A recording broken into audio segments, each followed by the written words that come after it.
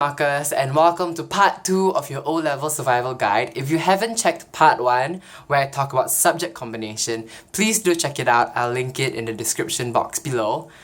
It's really important that you check it out because it is a series and everything is linked, and I will be talking about things that I've mentioned in previous videos, so just watch it so that you kind of know what I'm talking about and won't be lost.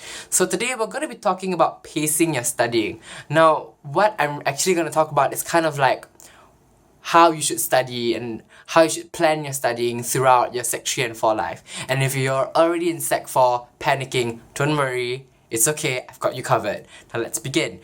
Alright, so while you're in Sec 3, you have to know your concepts really well because the subject content depth and demand, the answer demand is very different from when you were in Sec 1 and 2. So it's very important that you know your fundamental basics when you're in Sec 3 so that when you go to Sec 4, you wouldn't have to go back to these kind of things because you had problems with the subject or a topic. And this is especially so when it comes to math and A-Maths because A-Maths is kind of a new subject and you really have to know how to do the basic questions so that when you're in Sec 4, you wouldn't have to devote so much time in kind of practicing on those topics that you've already completed and mastered in Sec 3. Okay, and also be sure to be involved in your CCA. Not a lot of people, some people don't think CCA is important, but it really is. And especially in Sec 3, it's going to be hard to kind of make time for it and do your homework at the same time without having to burn the midnight oil. Because in Sec 3, you will be having a lot of remedials. Yes, I know, but it's for your own good. And yeah, the reason why you should be involved in your CCA is because you need your CCA bonus points. And hopefully you know what this means. If you don't, I'll explain to you anyway. So if you get a certain number of points for CCA, you get a A1, a distinction. And that means you get 2 points knocked off from your raw L1 R5 in your O-levels. For example, you got a 10 for your O-levels. If you got a distinction for your CCA, you would get an 8. Something like that. So it's really important to do well in your CCA when you're in Sec 3 and 4. And if you have too many roles and feel you can't cope, please let go of it. For example, if you have like 3 CCAs and you're like the president of one of it and you don't... I'm sorry about my finger, I'm trying to hold my phone and my hand hurts. And you feel like, you can't cope. There's too many things on your mind, you can't really focus in class because you're sleeping late. You have to tell a teacher or just let go, maybe quit a club. It might be all fun in Sec 1 and 2 because you have a lot of time. The homework load isn't as much as it's gonna get in Sec 3 and 4. And this is just in Sec 3. In Sec 4, it's gonna get way worse. You're gonna have to skip a lot of your CCA because you're gonna be having remedials every single day. So you have to dedicate yourself to just 1 or 2 CCAs or roles. And being an upper sec also means a lot of homework and tests.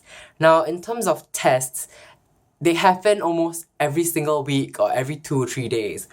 And it's really important to, like I said, it's really important to know your content so that you're not lost when the test comes or you're not mugging for it.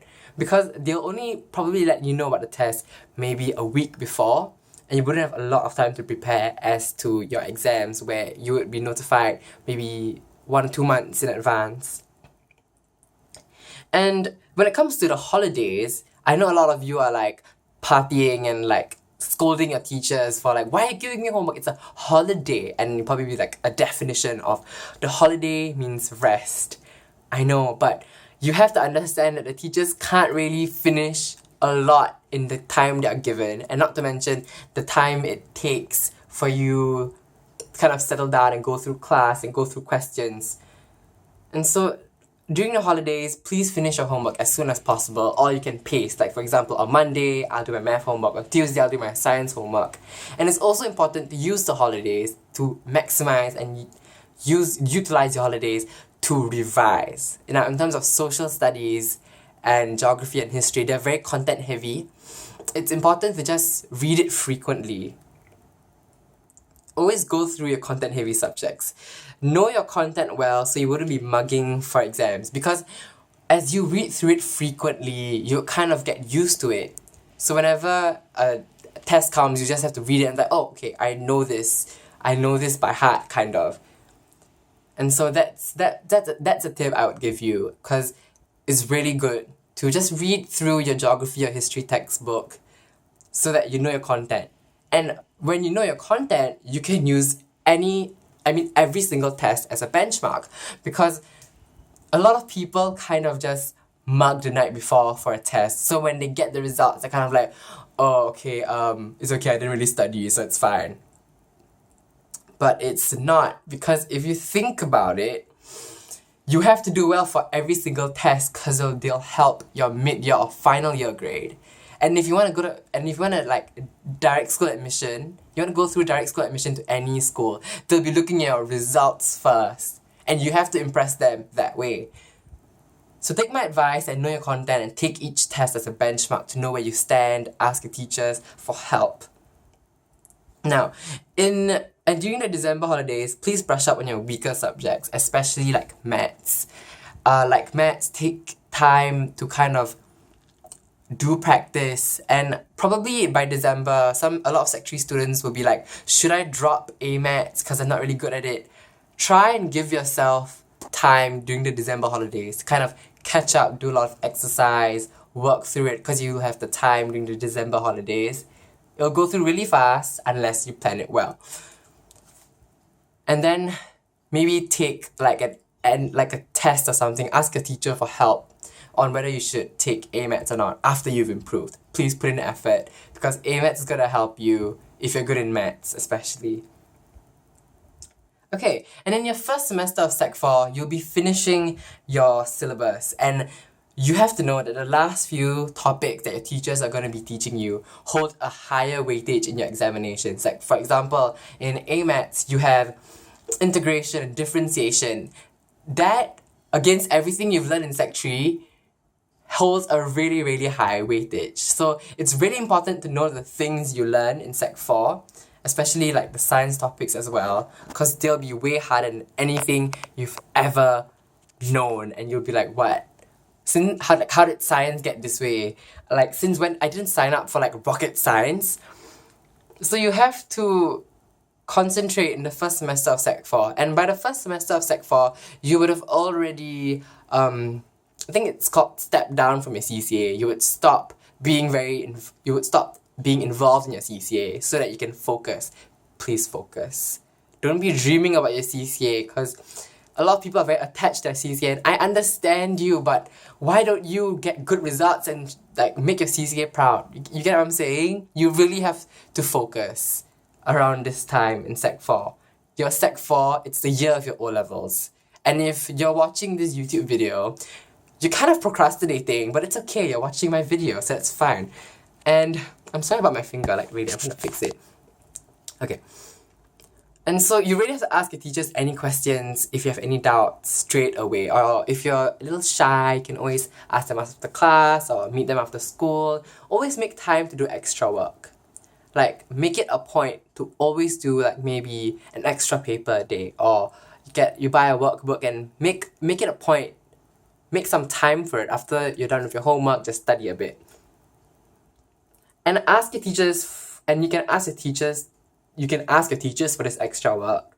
And have consultation. It really helps, because it's one-on-one, or you can do it in a group if you're a little shy. Ask your friends, gather around your teacher, ask them for help. And it's best to do it at least 2 weeks before the O-level period, because around that time, everyone would already be swamping their teachers, like, oh my god, everyone's in a panicked mood, and you have to be ahead of everyone and kind of help yourself. So ask your teacher for consultation at least 2 weeks before the O-level period. It'll be better even if that's the start of the year, throughout the year. Just have consultation. Your teachers want to help. In Sec 4, make sure you really know your content by the June holidays. By the June holidays, you will be having your mother tongue paper, and it's best to get mother tongue out of the way, because once you get your results, and if you do well for your mother tongue, you can use mother tongue periods to revise on your other subjects, and it's one less subject. One immensely huge subject out of the way. And why do you have to know all your content by the June holidays? Why can't I just like study in August or July? It's important to know your content by the June holidays. Please count the number of times I'm saying this, because it's really important. Because after June holidays in school, it'll be practice all the way. It'll be paper after paper after paper. It'll be time practices. And in a time practice, some teachers don't really want you to refer to your notes. They expect you to know your content. And if you do a time practice and if your teacher marks it, it'll be good because you already know your content. So once again, you can use it as a benchmark. You know where you stand, you know what you need to brush up on. And so, know your content by June holidays. And also because before you know it, it'll be preliminary examinations. And then it'll be the O-levels, and you really won't have time around that period because once again, you'll be doing time practices in school, and you'll also have time practices to do at home.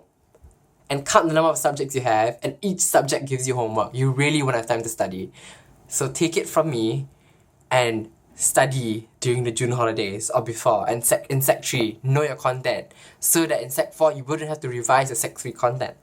I've said that before, but you know.